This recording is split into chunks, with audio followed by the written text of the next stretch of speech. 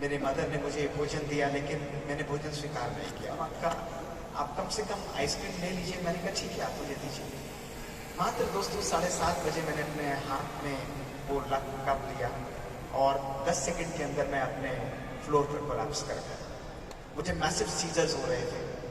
मेरी सिस्टर, मेरे मदर और फादर ने मुझे इमीडिएटली लिफ्ट किया और हॉस्पिटल लेकर गए। दोस्तों जब अगले दिन मुझे आईसीयू के अंदर होश आया, आप देख रहे हैं, तो पूरी रात मेरे डॉक्टर्स ने मेरे सीजर्स को कंट्रोल किया। मेरे ब्रेन के स्कैन्स हुए और ब्रेन के अंदर एक बहुत बड़ा इन्फेक्टिव मास था जिसको ट्यूबरकुलोसिस के नाम से डायग्नोज किया गया। 19 दवाइयां उस समय पूरे विश्व में अवेलेबल थी, उनमें से 18 दवाइयां मेरे शरीर पर काम नहीं करती थी। रोज मुझे 16 टैबलेट्स खानी पड़ती थी, 8 सवेरे और 8 शाम को। और टॉक्सिक अमाइकासिन के इंजेक्शंस पहले मेरे हिप्स पर लगते थे। जब वो छलनी हो गए तो रोज एनेस्थेटिस्ट आता था और 1-1 मिलीमीटर पर मुझे रोज प्रिक लगता था और वो इंजेक्शन मुझे लगाया जाता था। लेकिन एक बात मैं आज आपको बताता हूं कि उस पूरी यात्रा में मुझे दर्द जरूर होता था, लेकिन एक भी क्षण मैंने अपने जीवन में दुख की अनुभूति नहीं की दोस्तों। एक भी क्षण मैंने दुख की अनुभूति नहीं की, क्योंकि मुझे पता था कि अगर मुझे इस बीमारी को जीतना है तो मुझे बीमारी से ऊपर उठना पड़ेगा। दोस्तों करीब 3 साल की इस फाइट के बाद अल्टीमेटली 2005 मेरे ब्रेन का ऑपरेशन हुआ। आप देख सकते हैं 20 जून 2005 को इस ब्रेन की सर्जरी की गई और मेरे को लगा कि अब मैं बिल्कुल ठीक हूं और सब कुछ बिल्कुल परफेक्ट चल रहा है। लेकिन मेरे मन में ये संकल्प आता था कि ऐसा हुआ क्यों है। एक कार्डियोलॉजिस्ट जिसने अपने जीवन में जो चाहा, जब चाहा, जैसे चाहा, उसे वो प्राप्त होता था।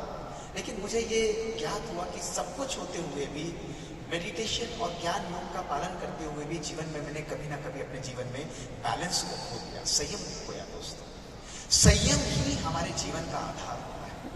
आज जीवन को कहीं ना कहीं मैंने समझा कि अपनी लाइफ में एक इमरजेंसी मोड में हमारी लाइफ चल रही है। दोस्तों सवेरे से लेकर शाम तक हम लोग जागते रहते हैं, दौड़ते रहते हैं, लेकिन वी आर ह्यूमन बीइंग्स और हमने अपनी लाइफ को करते करते ह्यूमन डूइंग्स में ही परिवर्तित कर दिया है।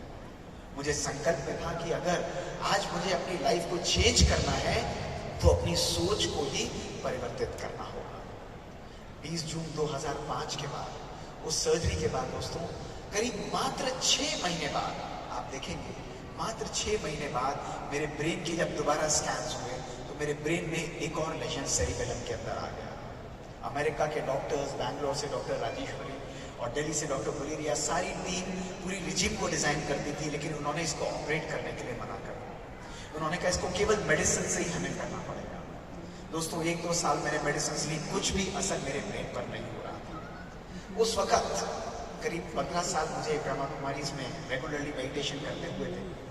मैं हमारी एडिशनल चीफ दादी गुलजार के पास गया और दादी गुलजार से जाते ही वो बहुत हर चीज को सरल कर देती, तो उन्हें प्यार से बोला कि दादी ऐसी ऐसी सिचुएशन है।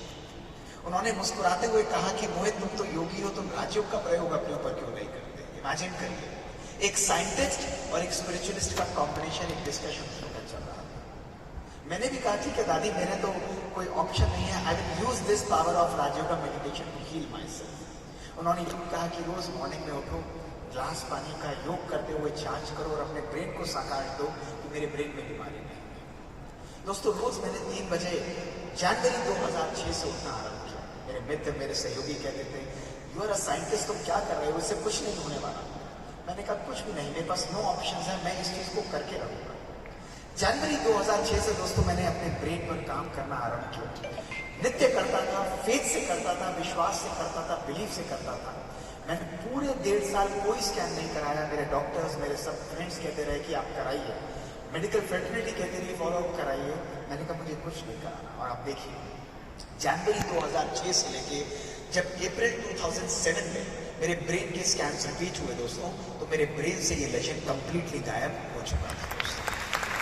दोस्तों विश्वास की शक्ति हमारे जीवन में सबसे श्रेष्ठ शक्ति मानी गई है।